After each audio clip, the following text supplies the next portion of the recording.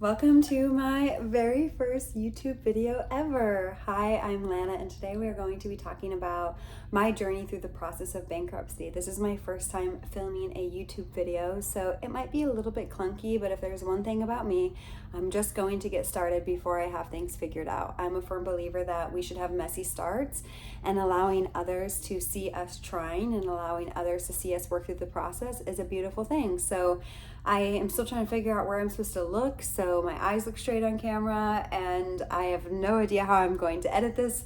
I'm kind of a messy creator, and I like to just create things raw and publish them raw, so I might also be doing that on YouTube as well. But yeah, I've been documenting this journey in depth on other social media platforms, and I'm feeling a call to bring my voice over here to YouTube, so let's dive into it. I am 29 years old, and on September 10th, 2024, so just last month, I filed bankruptcy, Chapter 7 bankruptcy, and my trustee meeting is next week. And I want to kind of talk about big picture, like my relationship with debt, how long I've been struggling with it, what led me to this decision. And my goal is that by speaking about finances publicly, even though it is a very sensitive and personal subject, I help at least one other person be curious about their own journey with finances and start to pull at their threads of self-discovery. Because the reason that I am in this position that I'm in primarily is avoidance. If I had really just taken a look at my finances sooner, we would not be here. So my journey with credit card debt began when I was 19 years old. It was the first time I put something on a credit card that I did not have money for. I opened my very first credit card at the age of 19 years old, and it was a $500 limit, and I only opened the card to establish credit because I had applied for an apartment and they had told me I had no credit, and so I was advised to just open a small credit card. When I first opened my credit card, I didn't even know that you could put something on a credit card and not pay it back. I thought if you put something on a credit card, you had to pay it back that month. So I had no understanding of what a credit card was. And then I got a job working at a bank the same year. So I did begin to learn what a credit card was and how to use it. But even though I had the knowledge and the conscious knowledge about what the right thing to do was and how to actually manage a credit card, I did not do that. I abused the credit system in some ways, and that's why we're here, $42,000 in debt and filing bankruptcy. So my first cycle of credit card debt began when I was 19 years old, and it went till I was about 21. And the biggest contributor to me engaging in these behavior patterns was the fact that I was dating a man who was 31. So he was 31 when I was 19. He was 11 years older than me, and I was basically stepping into his life. And I was making minimum wage as a teller, and there were a lot of things that he wanted to do that I didn't have the money to do. And I should have just communicated that to him. Absolutely. I should have just communicated that to him because he wasn't supporting me financially in any way, even though we had such a big age gap. He wasn't supporting me in any way, and I was trying to maintain his lifestyle because I wanted to feel safety in that relationship, and I feared that if I said I didn't have money for these things, then the relationship would be at risk. And of course, present day Lana would be like, okay, well then that person's not for you. But 19-year-old Lana was operating from very deep wounds and a lot of insecurity. I was very, very deeply in survival mode, which we'll talk a little bit more down the road. But I didn't have that skill set to be able to say okay, this person isn't for me. I very much deeply wanted this man's approval, and I wanted the relationship to maintain because that is where I felt safety and security. So I started putting things on credit cards to basically maintain that lifestyle, and I got in a bit over my head. Now, this was not something I felt free to talk about with anybody. Finances was not something that I felt open to talk about. I was raised in a household where we do not talk about finances, and that is one of the reasons why, not having the money to afford some of the things that we were doing, I didn't feel comfortable talking about that. I felt embarrassed by that.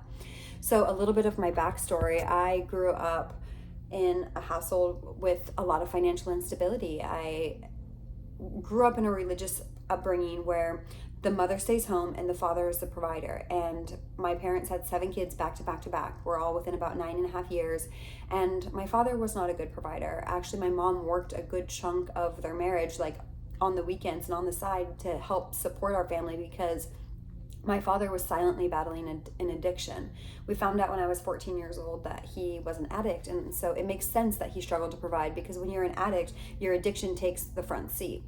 And things just went downhill. He lost his business when I was in middle school, and then things just became very, very unstable. And we ended up losing our home to foreclosure right at the end of my 8th grade year before entering high school. And before I conceptually even understood what money was, I understood the emotions around money, which were fear and anxiety. And even though my parents didn't talk about money and they didn't verbalize their money struggles, I felt it. And so when I entered adulthood, I had these core beliefs around money that there wasn't enough. I was very deeply rooted in a mindset of lack and insecurity and scarcity. And that carried over into every other part of my life. It's like even the relationships I stayed in my 20s, I would think, well, what if there's nobody else out there for me, you know? So my belief system around lack and scarcity ran very, very, very, very deep, like way deeper than just money, but money is where it manifested the most heavily. So I got myself out of that first cycle of credit card debt behind the scenes with nobody knowing by getting a consolidation loan from a company called One Main Financial. It was a super high interest rate, but what it did was it cleared out my credit cards because they were maxed out, so my credit was in the trash can. And it gave me a fixed monthly payment. And I was like, okay, I'm just going to make these payments. And it was like a 4-year loan. The payments were $265. I think that first cycle of credit card debt was around $10,000. And I was like, I'm never repeating these cycles ever again. And I did. And that second cycle of credit card debt, I accrued from the age of like 19, or from the age of like 22 until like 23, 24, somewhere in there. Like my dates might not be specific. This is me like just kind of trying to pull things in from the top of my head. But what had happened was I ended up breaking up with that relationship, or breaking up with that man, and moving out on my own, getting an apartment. My expenses increased and I didn't really adjust my cost of living. And I was also going through something very difficult at the time. And one way that I had learned to cope with my emotions and my feelings, or technically avoid my emotions and my feelings, was spending. Spending made me like feel this like dopamine momentarily, and it was a coping mechanism. So then my second cycle of credit card debt, I actually paid off. I got out of it because in 2019, I had received a new job and I had a big pay increase. So I was able to just pay it off. I was working a mortgage at the time and money was really good. So I was able to pay off that second cycle of credit card debt. And I think the second cycle of credit card debt was like between 10 and 15.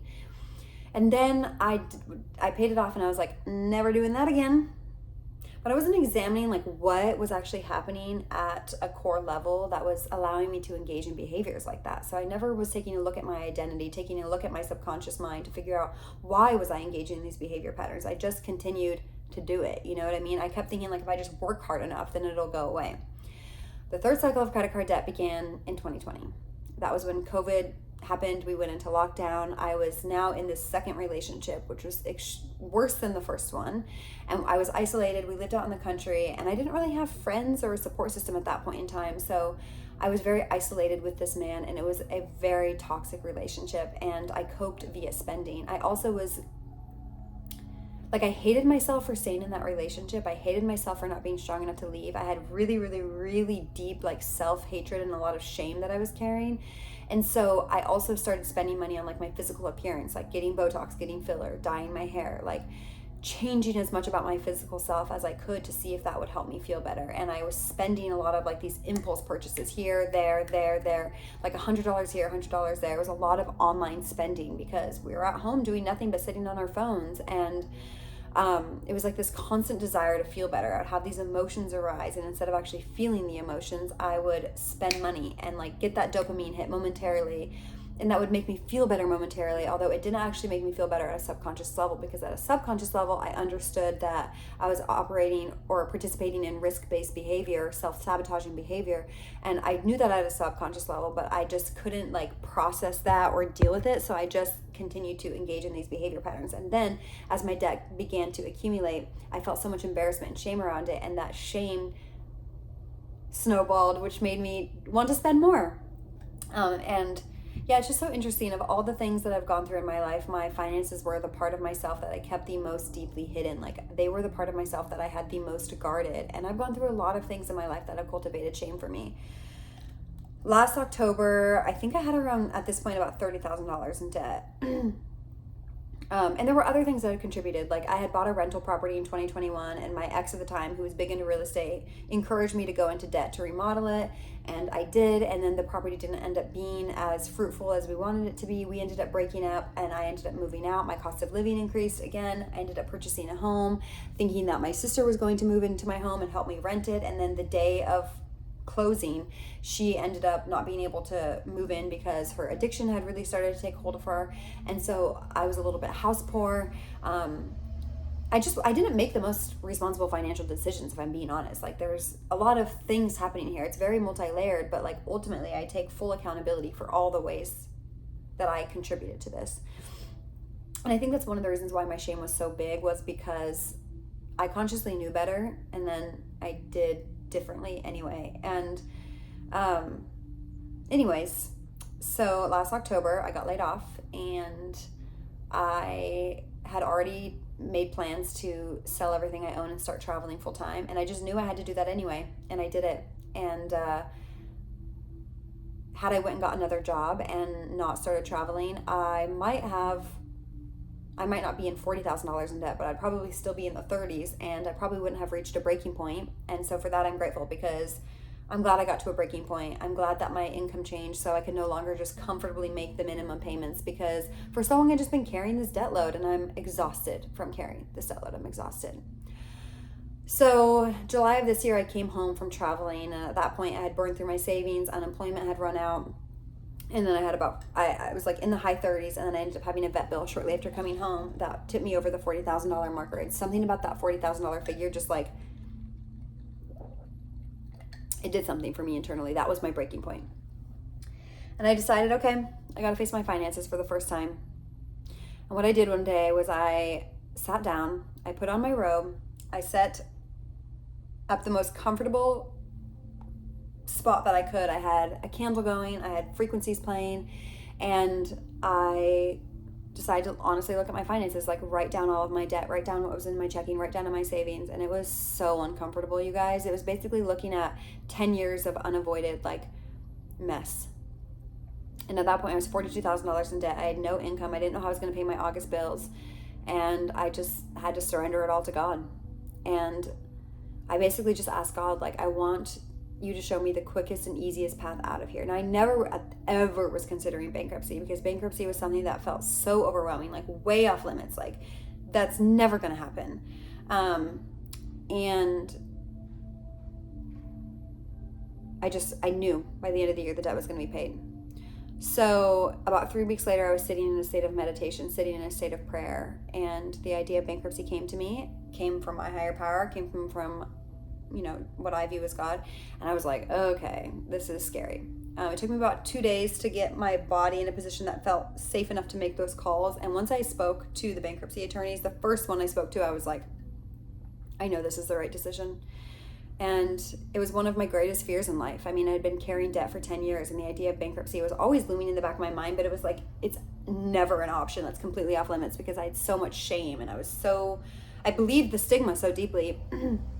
So I remember that day having a conversation and feeling like, I think this is the best just business decision for me. Like, if I remove the emotions, it's the best decision for me to just have a clean slate and start over. Because I had been doing for weeks and weeks, like all the subconscious work to identify like what got me there. How can I create change moving forward? Changing my spending habits and my behavior habits around money. And then I decided that day, okay, I'm going to drop into meditation just to get clarification that this is the route I'm supposed to go. And while sitting in meditation that day, I was shown that not only am I going to file, I'm going to share it with all of you. This has been about so much more than finances. This has been about taking my greatest fear and alchemizing it. And I truly just feel like this was always pre-written as a part of my story. And yeah, I ended up filing, and I can't even tell you the physical relief I felt in my body once I filed.